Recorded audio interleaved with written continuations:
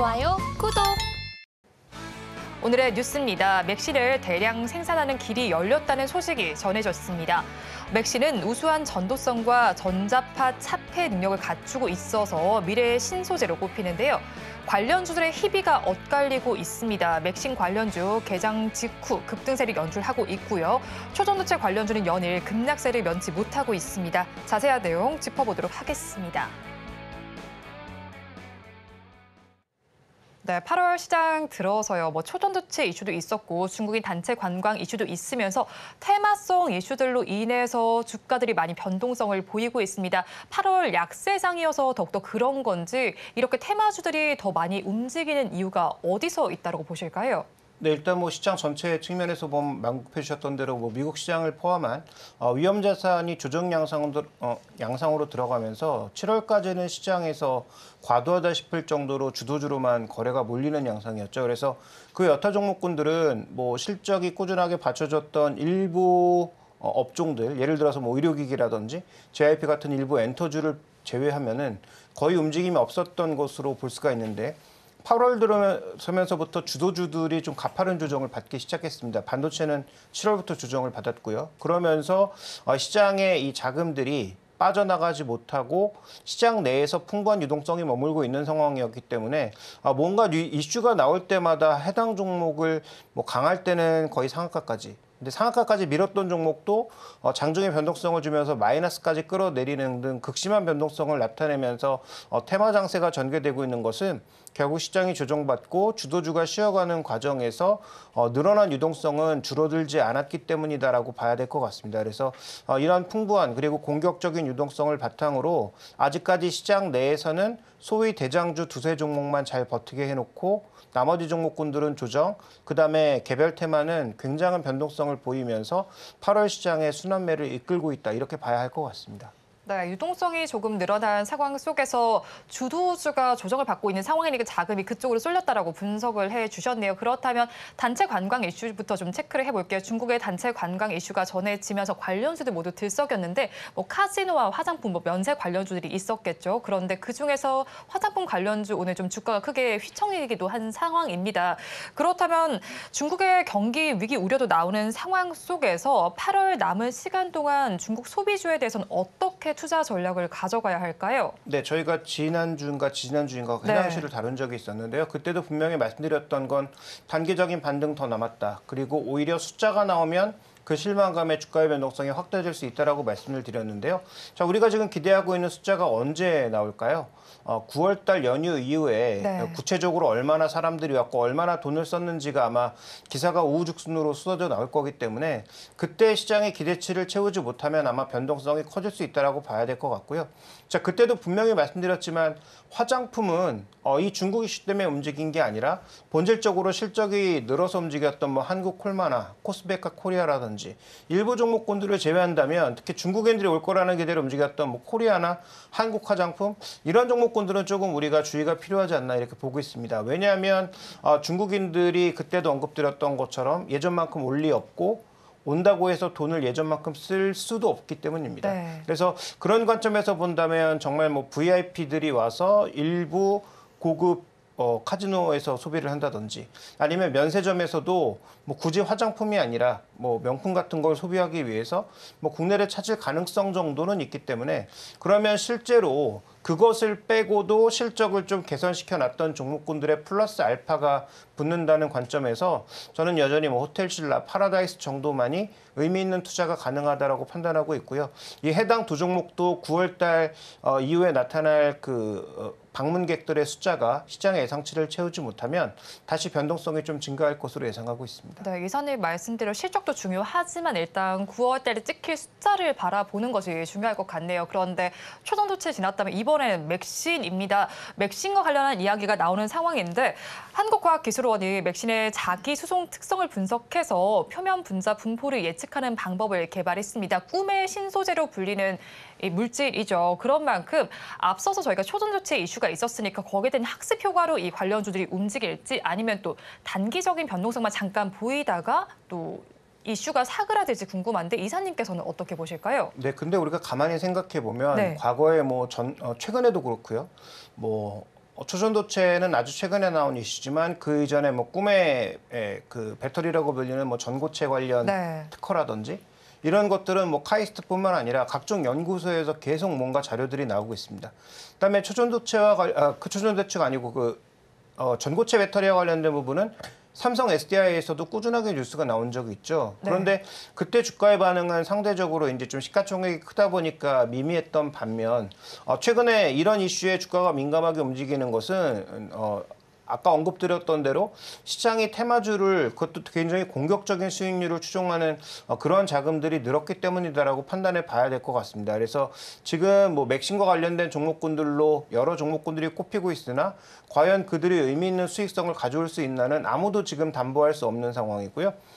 그다음에 이제 초전도체 관련된 종목군들도 실제로 주가 동향을 보시면 대주주가 다 팔고 그다음에 그 초전도체와 전혀 관련이 없다고 아무리 공시를 해도 주가가 강세를 보이다가 네. 또 막상 뉴스가 나오기 시작하니까 뭐 이 급락 상태로 가는 형태로 봤을 때 맥신 관련주도 아마 비슷한 형태로 갈 가능성이 높다라고 봐야 될 것 같습니다. 그래서 관련된 기술을 개발한 것과 돈을 만드는 것은 전혀 다른 얘기다라고 봐야 되기 때문에 카이스트에서 더 놀라운 기술을 발견했다고 해서 지금 올라가고 있는 그 맥신 관련주들이 의미 있는 종목이다라고 보기에는 어렵고요. 네. 결국은 테마주로서 사라질 가능성이 높다라고 판단하고 있어서 뭐 주가의 고점은 감히 예측하기 어려우나 반등 시에는 비중 축소 관점에서 대응하는 것이 좋다라고 보고 있습니다. 네, 맥신 관련주도 뭐 초전도체와 비슷하게 변동성이 클 것으로 예상이 되는 상황이네요. 그런 가운데 또 에코프로 그룹주에서는 오너 리스크가 나왔습니다. 그런 상황 속에도 하루 만에 다시 또 반등에 성공을 했어요. 지금 에코프로 BMD 6%대 강세고 에코프로 또 6%대 강세가 나타나고 있습니다.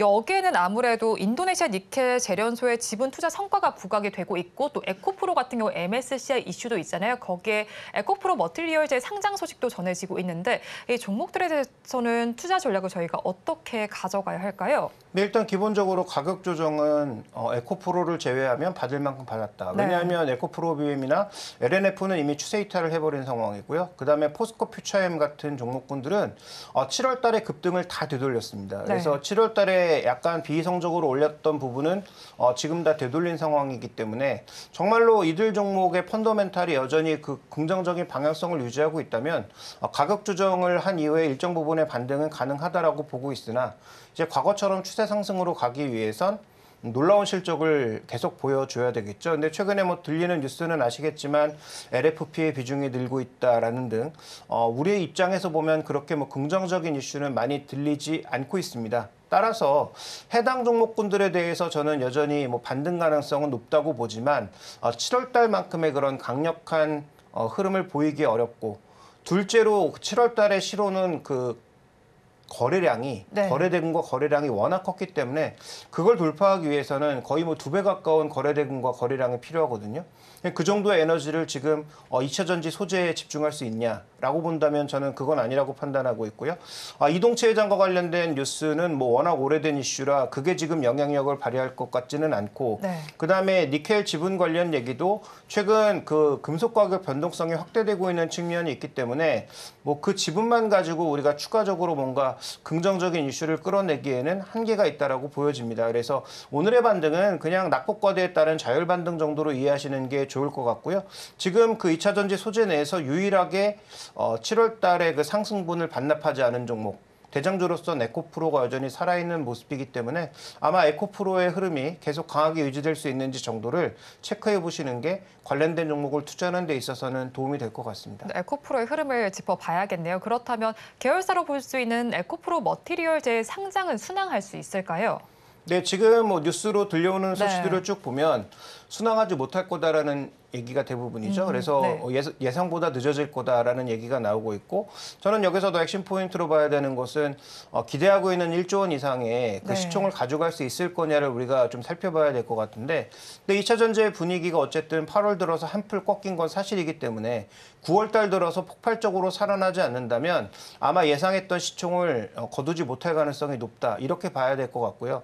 그다음에 에코프로 머티리얼즈의 어쨌든 한계점은 여전히 전고체 대부분을 아직은 중국에서 그 가져와서 그 만들어야 되는 부분이 있어서 그와 관련돼서는 향후 IRA에서 어떤 법안이 나오느냐가 관건이 되겠죠. 그래서 에코프로 머티리얼즈에 대한 기대는 상당 부분 낮추는 것이 핵심 포인트다. 이렇게 봐야 될 것 같습니다. 에코프로 머티리얼즈에 너무 큰 기대를 가지진 않는 것이 좋겠네요. 그렇다면 또 테마주 열풍이 거세지는 상황 속에서 사실 미국에서도 금리 정책과 관련한 이야기가 나오고 있고 중국의 부동산 상황은 그다지 좋지 못합니다. 오늘 금리 인하 얘기가 나오기는 했지만 이게 바로 부양이 될지는 또 물음표인 상황이잖아요. 그럼 이런 매크로적인 환경을 고려했을 때 이번 주 투자 전략은 어떻게 가져가면 좋을까요? 네, 미국채 금리가 올라가고 있습니다만 지금 그 소위 시장을 주도해왔던 7개 빅세븐 종목이 조정이 끝났느냐가 더 중요한 포인트가 될 거고 네.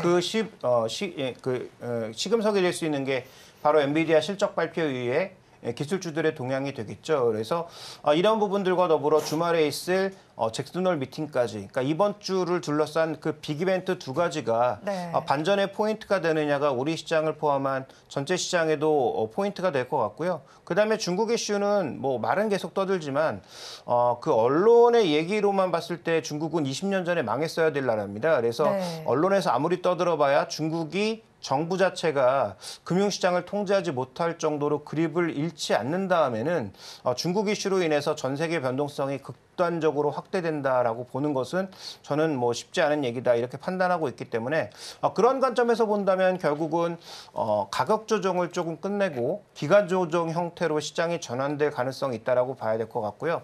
여기서 기간 조정 형태로 간다는 것은 주도주의 반등도 생각보다 그렇게 강하지 않다는 얘기가 되겠죠. 네. 여전히 시장에서는 순환매가 돌 가능성이 높다라고 판단하고 있기 때문에 시장 전체 흐름에서는 지금 주도주 딱 세 가지만 보시면 될 것 같습니다. SK하이닉스, 한미반도체, 아까 말씀드렸던 에코프로. 네. 이 세 종목이 유일하게 지금 추세 조정을 허용하지 않고 신고가를 보이거나 아니면 추세대 내에서 잘 버티고 있는 종목군들이거든요. 그래서 이런 종목군들의 조정폭이 커지지 않는 이상 시장은 큰 폭의 가격 조정이 더 진행되기보다는 기간 조정 속에서 순환매가 지속될 가능성이 높다.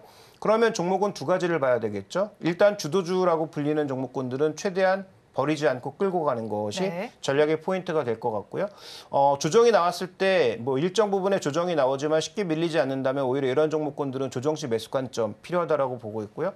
그다음에 이제 3분기를 기점으로 확실하게 턴어라운드를 하고 있는 종목군들을 또 한쪽에서는 저가 매수의 기회로 삼아보는 것도 하나의 기회가 된다라고 보고 있습니다. 그러니까 시장 지수 상단이 제한되어 있다면 지금부터는 주도주만 사면 별로 그렇게 큰 재미는 없을 것 같고 그러면 실적이 턴어라운드하는 종목이거나 하반기 수급 모멘텀이 좀 올라올 수 있는 그런 종목군들을 고르는 것이 전략적 지혜가 될 것 같습니다. 네, 주도주만 보기보다는 수급 모멘텀이 있는 종목을 바라보면 좋겠네요. 그렇다면 저희 오늘 바라본 종목들 중에서 좀 탑픽 종목을 골라오셨을까요? 아니면 다른 섹터에서 가지고 오셨을까요? 네, 오늘 말씀드렸던 업종 중에서는 뭐 탑픽으로 선정할 만한 종목은 없고요. 네. 그다음에 뭐 중국 쪽에서는 이미 두 종목을 언급드린 만큼 다른 쪽의 종목군들을 한번 살펴보면 GS를 좀 바라보고 있습니다. 예전에 여기서 SOE를 한번 말씀드린 적이 있었는데 GS도 GS칼텍스가 지금 이익의 한 60-70%를 차지하는 종목이죠. 네. 정제 마진이 지금 빠르게 돌아서서 계속 상승하고 있기 때문에 뭐 지금 유가가 갑자기 급락할 이유는 없어 보여서 그래서 지금 이 정제 마진은 안정적인 흐름을 가져갈 것 같고 그다음에 보유 재고 자산의 평가 손실도 더 이상 없을 걸로 보고 있습니다. 그런 관점에서 이익은 반드시 좋아질 거고요. 그다음에 이익의 60-70%가 정유라면 나머지 부분 쪽에서 가장 큰 부분은 뭐냐 하면 관련 발전자 회사들의 실적인데 이 발전자 회사들의 실적도 대거 악화됐습니다. 그 이유는 다 아시는 것처럼 정부가 한전을 살리기 위해서 S&P 전력 도매 가격을 상한제를 두고 있기 때문이죠. 네. 그러니까 이들은 지금 손실을 보면서 전력을 만들어서 한전에 팔아야 되는 그런 입장이란 말이죠. 그런데 지금 유가도 오르고 있고 만약에 하반기에 가스 가격이 들썩이기 시작할 때 이들이 과연 전력을 계속 손실을 보면서 만들어서 한전에 공급할까?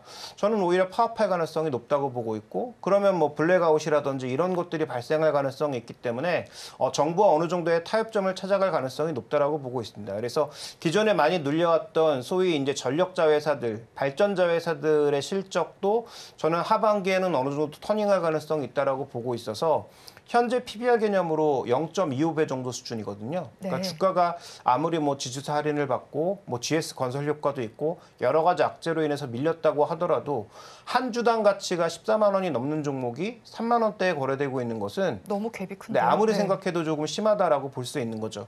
그다음에 이 종목 지금 현재 주가에서 배당 수익률이 7%가 넘습니다. 그래서 하반기에는 아마 배당 관련 펀드들이 수급이 늘어날 가능성이 있기 때문에 그 부분까지 고려해 본다면 저는 굉장히 보수적으로 봐서 PB 한 0.3.7배, 0.4배 정도의 수준이 한 5만 원 정도의 가격이거든요. 네. 자, 그 정도의 가격은 충분히 가능하지 않을까라고 판단하고 있고 여기서 이제 손절 가격은 별로 큰 의미가 없다라고 판단하고 있어서 현 가격대에서 한 5% 내외로 위로 5% 아래로 5% 내외로 매수하신다면 뭐 충분히 만족할 만한 수익을 아마 배당까지 더해서 거둘 수 있지 않을까라고 보고 있습니다.